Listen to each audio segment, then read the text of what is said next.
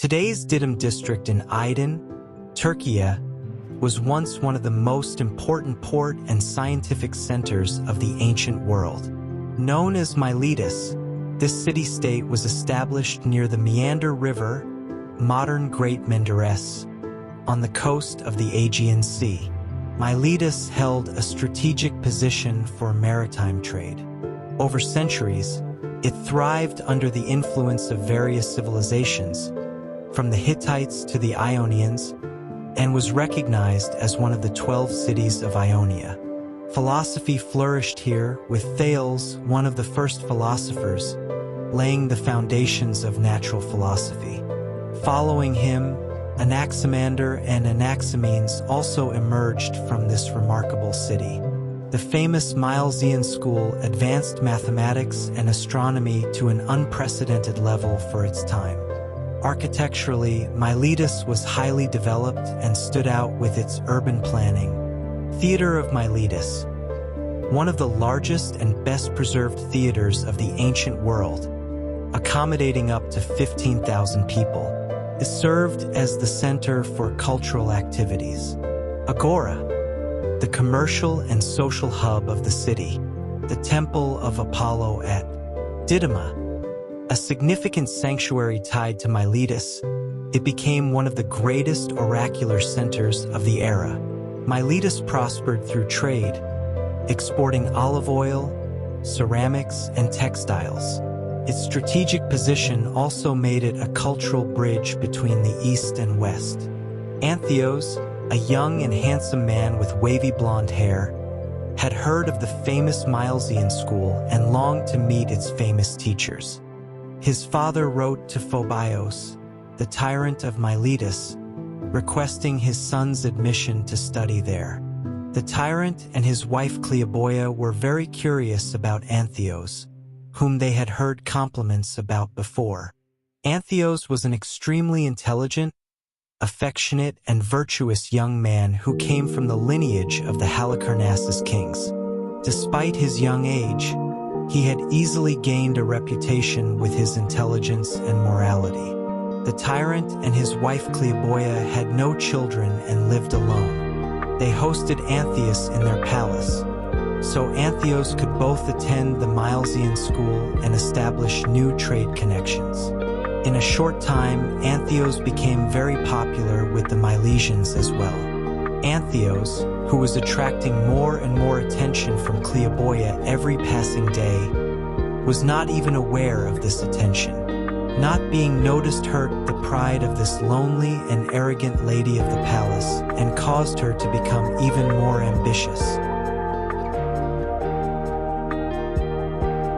Unable to control her passions any longer, Cleoboia decided to confess her feelings for him to Antheos. However, he had never thought that someone as virtuous and noble as Antheos, who was devoted to science, would not betray his friend for the sake of a whim.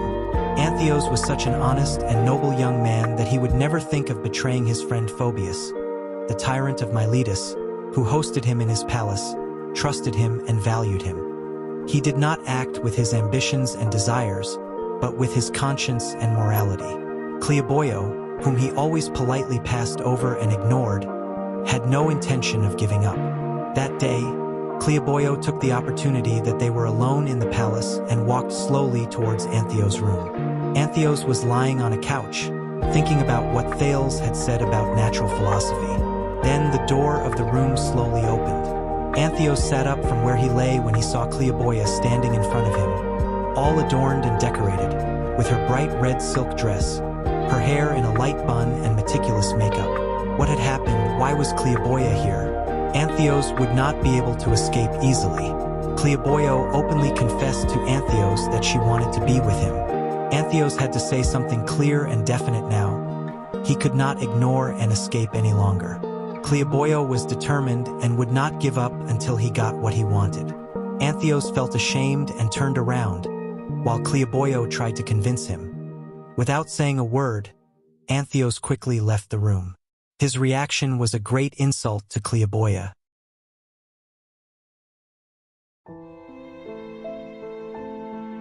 How dare he not even look at me? dismiss my womanly pride, and reject me? Cleoboia couldn't stop thinking. The more she thought, the more her anger and ambition grew. Antheos, on the other hand, only returned to the house late at night, carefully avoiding any encounters with Cleoboia. Now certain that her love was unrequited and that Antheos would never see her as she desired, Cleoboia decided to take revenge. She would avenge her wounded pride. If Antheos would not be hers, then he would belong to no one else either. For a while, he acted calm and seemed to forget everything. Then one day, she threw a valuable golden bowl in the house into the deepest well in the garden. Then, in great panic, he called out to Antheos. She said that the golden bowl, which was very valuable to Phobios, had fallen into the well, and she immediately asked him to hang down into the well with a rope and take the bowl out. Antheos had no evil in mind, so he did as he was told. He took off his shirt and went down into the well with the help of a rope. As soon as Antheos descended into the well, Cleoboia picked up a large stone from the ground and, without a moment's hesitation, hurled it into the well. Moments later, the water in the well began to mix with crimson red blood. The water's color grew darker and darker. Blinded by her rage and resentment, Cleoboia witnessed Antheos's final struggles and his tragic drowning with her own eyes. That scene would never leave her mind. The stone she threw at Antheos's head would weigh heavily on her conscience every single day. People kept asking about Antheos. All his friends and teachers had started to worry about him. Cleoboia, on the other hand, couldn't say a word. She was sweating coldly and avoiding the questions. Phobios called for a few guards from the palace and ordered them to search for Antheos. After searching everywhere, they happened to notice the color of the well. Poor Antheos! Cleoboia, who had nothing left to hide and no hope left, could no longer bear the remorse and guilt. The anger and fury had been replaced with pain and torment. Her former respect and reputation were now gone. Everyone hated her and blamed her for Antheos' death. Living had become harder than dying for her. It wouldn't be as cruel as Antheos' death.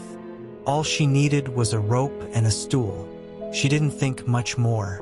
She looped the rope around her neck and, for the last time, lifted her head, as if Antheos would see her.